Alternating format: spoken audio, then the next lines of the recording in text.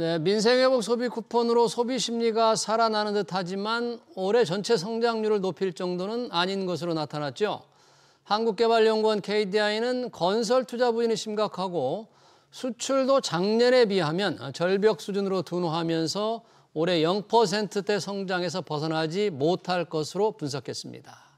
우리 경제의 돌파구는 없는지 전문가 두 분과 얘기 나눠보겠습니다. 양준석 가톨릭대 경제학과 교수, 조영무 NH금융연구소 소장 나오셨습니다. 어서 오십시오. 안녕하세요.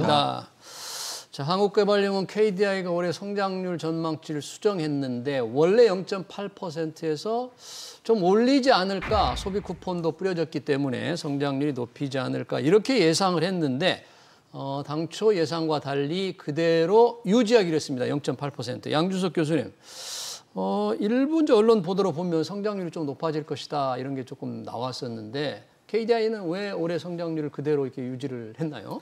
예, 지금 뭐 소비가 좀 약간 올라가긴 했지만은 그 추경 그 소비 효과가 뭐 정부 예측으로도 그렇게 크지는 않았었습니다. 한 0.2%포인트 정도 예상을 했었는데 네.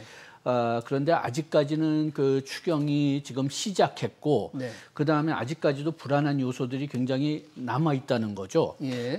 그래가지고 그 국내 경제 특히 건설 산업이 굉장히 좀 둔화돼 있고 이게 지금 해결될 수 있는 실마리가 안 보인다가 이제 KDI가 지적한 가장 큰 이유지만은 예. 그렇지만 또 아직까지도 뭐 관세 불확실성이 좀 풀리기는 했지만은 네. 아직도 좀 꽤 많이 남아 있고 특히 뭐 반도체 같은 경우 지금 그 뭐 우리나라는 회피할 가능성이 클 것 같지만은 아직까지도 뭐 미국에서 확답이 안 나왔으니까요. 그 반도체 관세 100% 관세를 매길 거냐.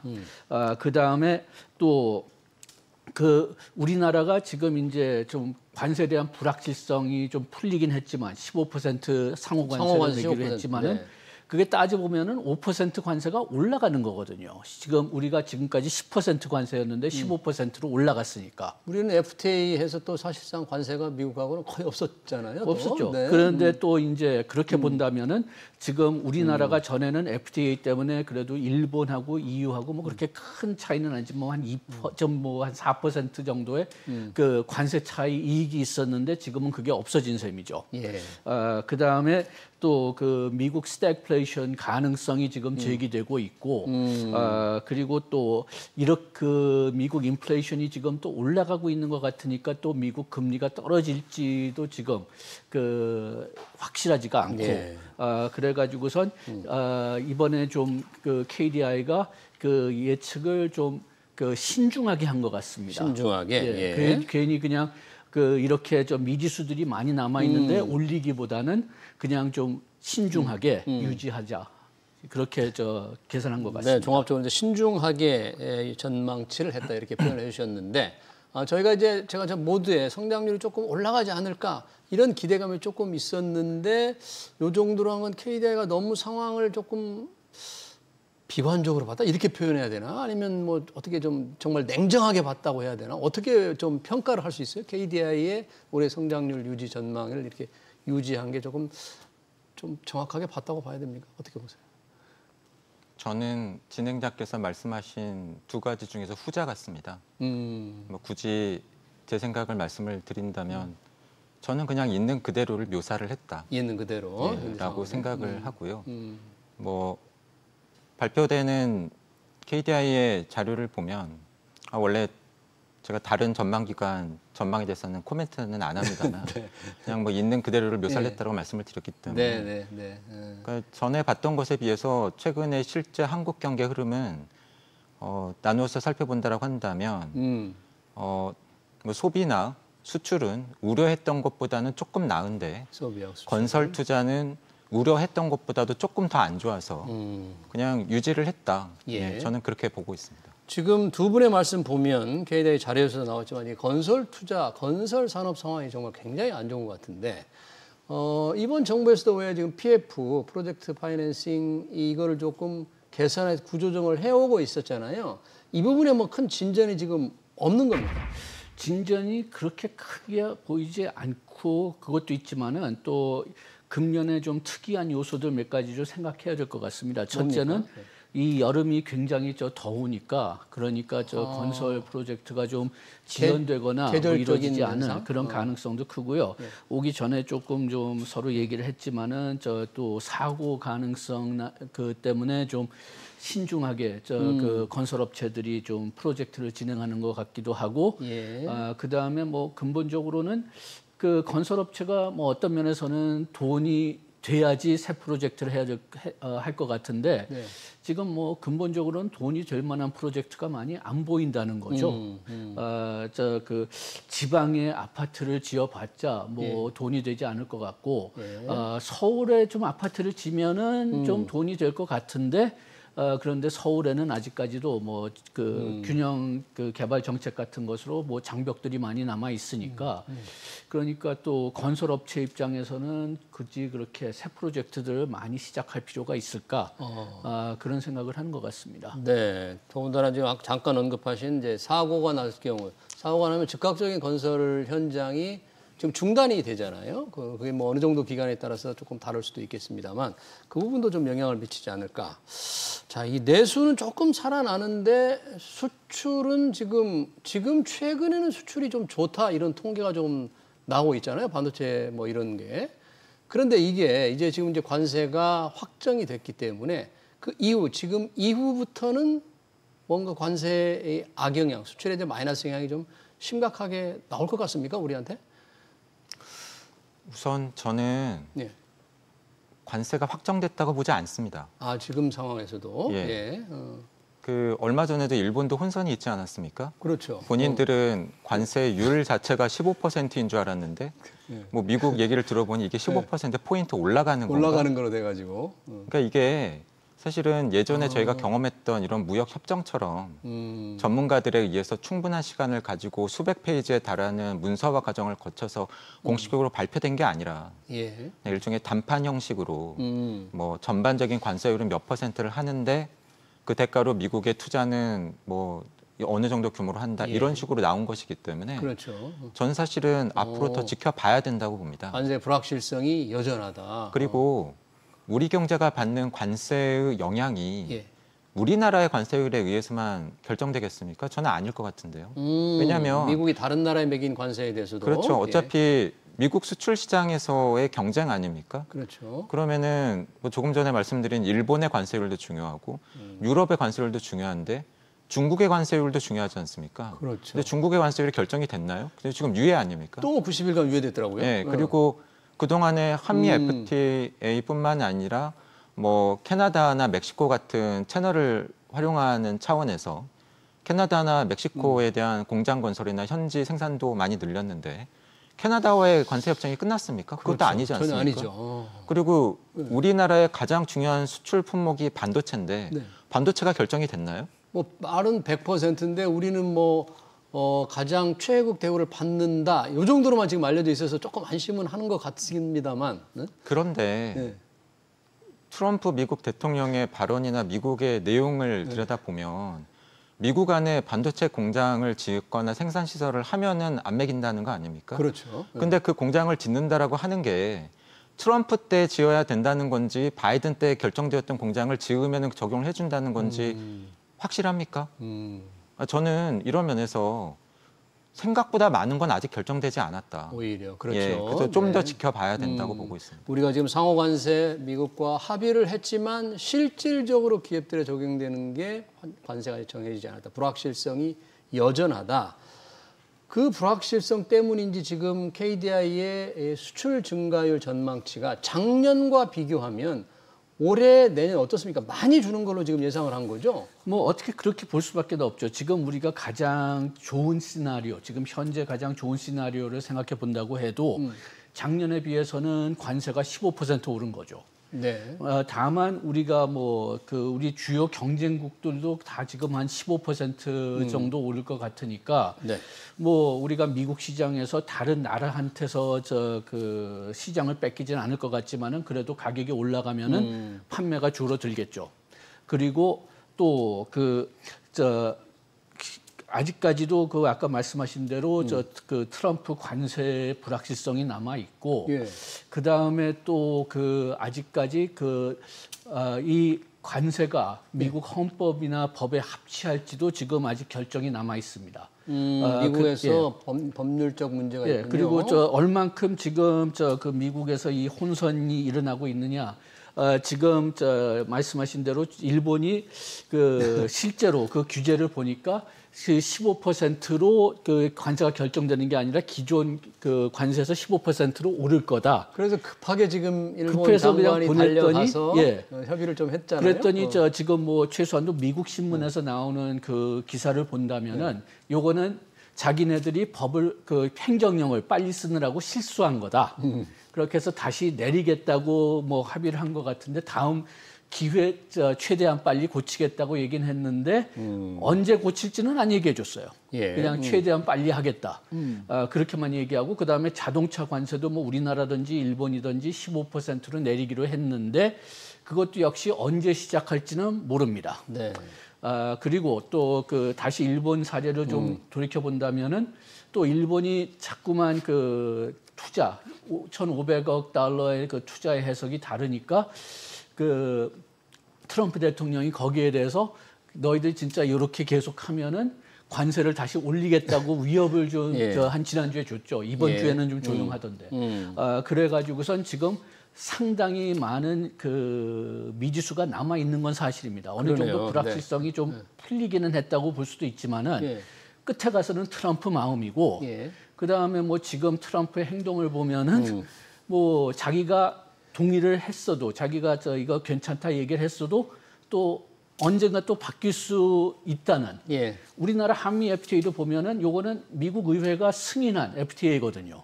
그렇죠. 그럼에도 불구하고 원칙적으로는 그 관세에 대한 그 변화는 의회가 하게 돼 있어요. 요게 그 관세하고 세금하고 관련돼 있으니까. 그런데 지금 트럼프 대통령이 그냥 일방적으로 바꾸고 있기 때문에 지금 이 트럼프 대통령이 요걸 할 권리가 있느냐 그게 지금 미국 재판소에서 지금 재판 중이거든요. 네. 만약 거기서 트럼프가 진다면은 이 관세가 다 무효가 될 수가 있습니다. 네. 그래가지고선 아직까지도 그런 면에서는 상당히 많은 그 미지수들이 남아 있지만은 뭐 그렇지만은 일단 우리가 뭐 나온 자료 가지고 예측을 해야죠. 뭐. 그러니까 두 분의 말씀 보니까 관세 불확실성이 여전하고 과연 KDI 경제 전망에 그 불확실성이 어떻게 반영됐는지도 조금 불투명하다. 이걸 제대로 반영하기도 지금 어렵잖아요. 소장님 말씀대로라면 관세가 이렇게 바뀔 텐데 이걸 성장률에 제대로 전망치에 반영하기가 어려우니까 이런 때는 보통 어떻게들 합니까? 경제연구소 같은 데서는 이런 거를. 뭐 다른 곳이 어떻게 하시는지 제가 말씀드리기는 좀 그렇고요. 근데 저 같은 경우에는 이렇게 잘 모르는 때에는 해당 변수를 중립적으로 두기도 하고요. 중립적으로. 또는 지난 몇 년 동안 저희가 경험했었던 굵직한 이러한 돌발 변수들이나 사건들, 가령 예를 들어서 코로나 또는 러우 전쟁, 중동의 지정학적인 불안 이런 사건이 터졌을 때에는 저 개인적으로는 해당 분야의 전문가분들을 적극적으로 인터뷰하고 솔직한 뷰를 들어서 희망이 아니라 전망을 할 수 있도록 그분들의 뷰를 가감없이 반영하려고 노력을 합니다. 네, 그러네요.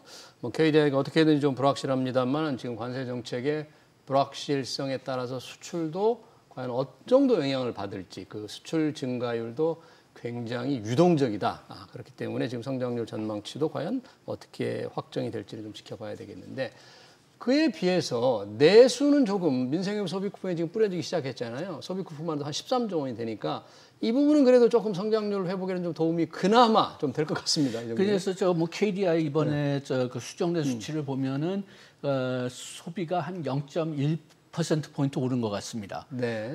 그렇지만은 이게 실제로 새로운 소비가 될지는 아직 확실하지가 않죠. 우리가 지금 확실한 통계들이 나오지 않았고 그다음에 아직 그 추경이 다 사용된 것도 아니고 지금 그 15만 원만 일단 지급됐는데 이제 9월에 가면은 2단계 그 지급이 될 텐데 그렇지만 뭐 지금 나오는 사례들을 좀 본다면은 뭐 편의점에 대한 뭐 어떤 판매가 많이 늘었다고 하는데 저는 편의점에서 그 소비가 많이 올랐다면은 이것은 새 소비가 아니라 대체 소비인 것 같습니다. 그러니까 우리가 보통 대형 마트에서 사는 것을 편의점에서 산다. 왜? 편의점에서는 그 소비 쿠폰을 사용할 수 있기 때문에. 그렇지만은 이것은 대형마트에서 사는 소비를 대체하는 거지 새로운 소비가 아니니까 새로운 소비가 없으면은 그러면은 그 성장률 증가에 그렇게 큰 도움이 되지 않거든요. 오히려 좀 외식도 많이 했다 그런 얘기가 나오는데 예.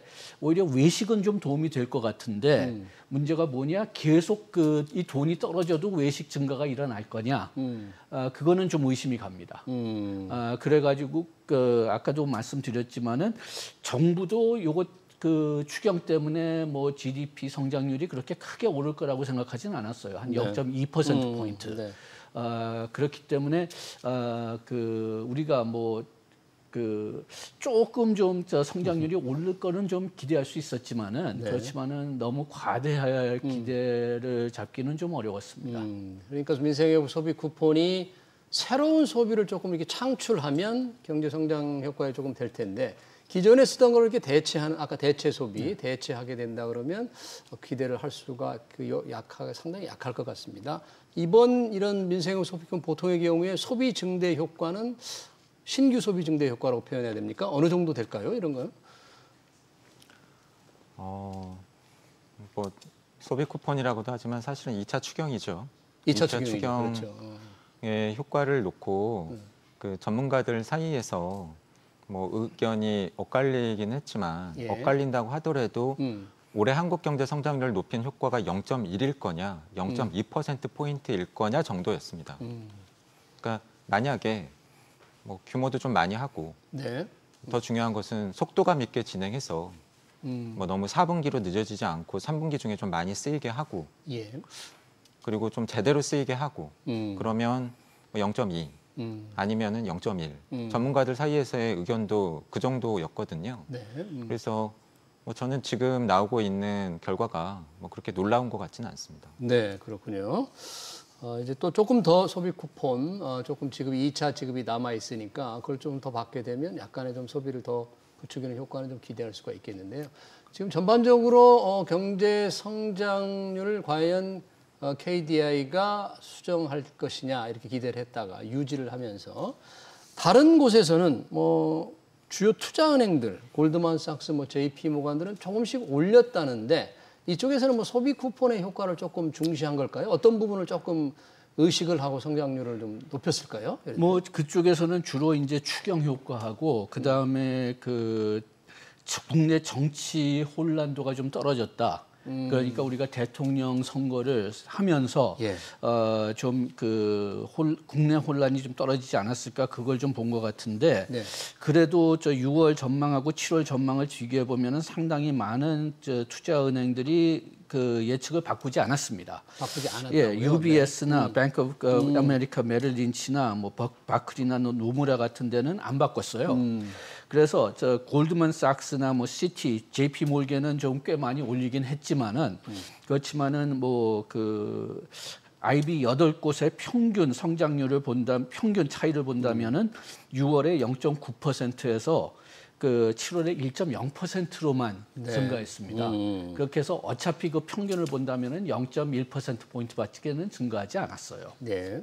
그러니까 뭐 상향한 게 큰 의미가 뭐 없겠다 이렇게 좀 볼 수 있겠는데요. 다만 여기서 한 가지 좀 지적할 수 있는 것은 투자은행들이 보는 눈이 굉장히 달랐다는 거죠.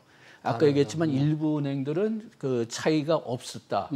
그런데 뭐 시티은행 같은 경우는 0.6에서 0.9로 늘렸고 JP 몰겐은 뭐 0.5에서 0.7로 늘렸으니까 아직까지 우리나라를 보는 눈이 좀 다르다. 아직까지 좀 그런 좀 뭐라고 할까요? 미지수들이 남았다. 그렇게 볼 수는 있을 것 같습니다. 네, 우리 성장률 영향에 지금 한국은행의 기준금리도 굉장히 영향을 미치고 있습니다. 전반적으로 조금 낮춰왔는데 이제 이달 28일에 금토회가 있습니다. 기준금리 과연 어떻게 할지 지금 경제 상황을 감안하면 더 낮춰야 할지 어떻게 해야 할까요? 뭐 사실 어떻게 해야 할지보다도 궁금하신 거는 어떻게 할까 아니십니까? 어떻게 할까요? 근데 뭐 저는 지난해부터 계속 비슷한 말씀을 드려오고 있는 것 같은데요. 금리 인하가 미국이든 한국이든 시작은 됐지만 기대들 하시고 기다리시는 것보다 빨리 인하가 안 되고 많이 안 낮아질 것 같다라고 계속 말씀을 드려왔고요. 네. 그 뷰는 지금도 유지하고 있고요. 지금 시점에서 제 전망을 말씀을 드린다라고 한다면 뭐 한국은행은 4분기쯤에는 한 차례 정도 추가 인하할 걸로 보고 있습니다. 4분기에나 네.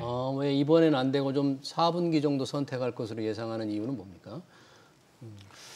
일단은 통화 정책을 결정할 때 여러 가지 변수들을 고려를 하시는데 예.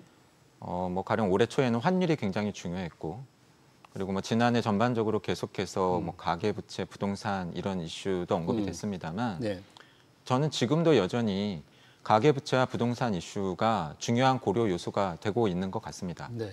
그리고 뭐 조금 전에 뭐 다른 IB들이지만 네. 뭐 성장률 전망치를 높였다라는 이야기들을 해주셨잖아요. 네. 다른 데들이 기존에 보던 것보다도 올해 한국 경제 성장률 전망치를 높이고 있는데 뭐 한국은행이 기존에 보던 것보다도 많이 낮추지 않는 한은 그러니까 뭐 많이 낮춘다라고 하는 건 그런 거겠죠. 당초에 우리가 봤던 것보다도 올해 한국 경제가 더 안 좋을 것 같아. 그러니까 금리를 낮춰서 통화 완화 정책으로 대응을 해야 될 것 같아. 이러면 말이 되는데 딴 곳들은 뭐 정치적인 이유건 추경 효과건 올리고 있는데 금리를 낮춘다. 그럼 무슨 이유를 들면서 한국은행이 낮출 거냐. 낮춰야 될 이게 거냐. 애매해진다라는 겁니다. 예. 네, 그래서 저는 뭐 가령 예. 뭐 추경을 했는데도 생각보다 성장률이 많이 높아지지 않네. 또는 우려를 했었던 가계부채 증가세 효과가 좀 잡히네. 그리고 주택가격 상승에 대한 우려가 좀 진정이 되네. 이런 것을 확인하는 과정, 시간이 좀 필요하지 않을까 싶고요. 네. 그래서 그런 면에서 3분기보다는 4분기 인하 가능성이 더 높다고 보고 있습니다. 네, 이제 가계부채 문제와 부동산을 생각하면 이번 금통위 기준금리는 조금 빠른 게 아닌가 이런 의견을 주셨네요. 자, 기준금리 하는 통화정책은 그렇고요. 지금 이제 늘 이 재정정책도 관심인데 구윤철 부총리가 그런 얘기를 했더라고요. 무디스하고 이제 연례 협의를 하는데 과감한 재정 지출로 생산성 높은 투자 효과를 창출해서 성장을 뒷받침하겠다. 이재명 정부의 이제 어떤 경제 운용 방향을 얘기한 거잖아요. 재정 지출을 과감하게 하겠다. 지금 뭐 추경한 것도 그런 하나의 일환이겠습니다. 이 부분은 어떻게 보세요? 글쎄요, 뭐 생산성 높은 투자를 하겠다. 그 말은 좋은데 그러면은 생산성 높은 투자가 뭐냐? 네. 그거를 알아야지 제대로 평가를 할 수 있을 것 같고요. 이게 진짜 좀 생산성이 높은 투자냐 아니면은 그냥 포퓰리즘 지지를 얻기 위한 투자냐 요거는 진짜 좀 잘 평가를 해야 될 것 같습니다. 인공지능 이런 분야에 과감하게 투자하겠다 그런 건 아닐까요? 글쎄요. 뭐 그런데 인공지능 자체도 지금 요게 생산성이 그렇게 높을까? 요것도 조금 좀 의심되는 면이 좀 있고요. 예. 그다음에 우리가 진짜 그냥 이 AI 분야에 투자를 하려면은 우리가 데이터 센터 같은 것을 많이 짓고 그리고 그 AI를 사용하는 새로운 상품, AI가 노동을 대체할 수 있는 그런 어떤 절차나 상품 같은 것을 이제 활성화시켜야 되는데 그런데 그러려면은 어떤 면에서 예산보다 더 중요한 게 우리나라 법하고 규제 개정입니다. 우리가 아무리 그 AI 센터를 지으려고 돈을 많이 지원해 준다고 해도 전선을 깔 수가 없거나 아니면은 시설을 지을 수가 없다면은 뭐 돈을 쓰지 못하거나 아니면 돈이 낭비가 되는 거죠. 그래가지고선 처음 시작할 것은 그 예산을 늘리기보다는 정확히 우리나라에서 생산성을 높이려면은 어떤 투자를 해야 되느냐 그게 먼저 이루어져야 될 거고 그렇다면 제 생각으로는 법이나 규제 개혁서부터 먼저 이루어져야 된다고 생각을 합니다. 네. 지금 산업으로 조금 좁혀가 보면 KDI도 걱정을 한 게 건설업 부진인데 건설 못지않게 지금 논란이 되고 있는 게 또 석유화학 산업입니다. 어제 여천 NCC 부도위기를 가까스로 넘겼습니다만 이런 뭐 전통 산업이라고 해야 됩니까? 석유화학 이런 건설 이거는 지금 정부 지원이 필요합니까? 어떻게 구조조정을 어떤 방향으로 잡아야 됩니까? 이 부분은. 우선은 뭐 제가 그 부분에 대해서 이렇게 명쾌한 답을 드릴 만큼 업종을 잘 아는 업종 전문가가 아닙니다. 네. 그런데 매크로 이코노미스트 관점에서 말씀을 드리면 조금 전에도 진행자께서 그런 표현을 주셨잖아요. 뭐 정부 지원이 필요한 거냐, 구조조정이 필요한 거냐. 저는 답은 그 사이 어딘가에 있을 거라고 봅니다.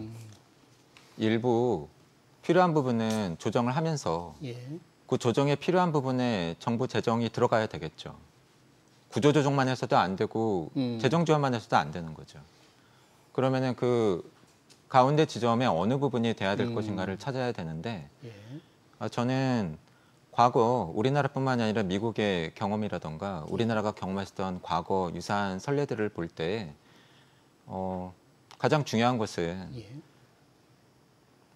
진짜 전문가들의 의견이 중시될 필요가 있다고 봅니다. 전문가들 그 부분에 네. 산업 전문가 또 구조조정 전문가들. 가령 그 해당 지역에 대한 어떤 여론이라던가 또는 정치적인 어떤 부분이라던가 이런 것보다는 우리나라의 산업 구조적인 부분 그리고 경쟁력적인 부분 그리고 해당 산업에 대한 뭐 지식과 이해 이런 것에 기반을 둔 결정이 이루어져야 그나마 쓰이는 돈이 성과를 낼 수 있을 거라고 보고요. 네. 그런 면에서는 뭐 투입 규모도 중요하고 어느 기업이 대상이 되는가도 중요하겠지만 그 결정 메커니즘이 훨씬 더 중요할 거라고 봅니다. 네, 이 산업과 이 분야에 좀 정통한 전문가들의 좀 뭔가 지혜를 좀 모아야 될 것 같습니다. 그런 부분이 뭐 예산이 투입될 때 정치적으로 결정되면 안 되겠다 이런 말씀까지 해주셨는데 이 KDI 경제 전망 올해 0.8%를 유지한 문제와 향후 전망까지 관련 토론을 여기서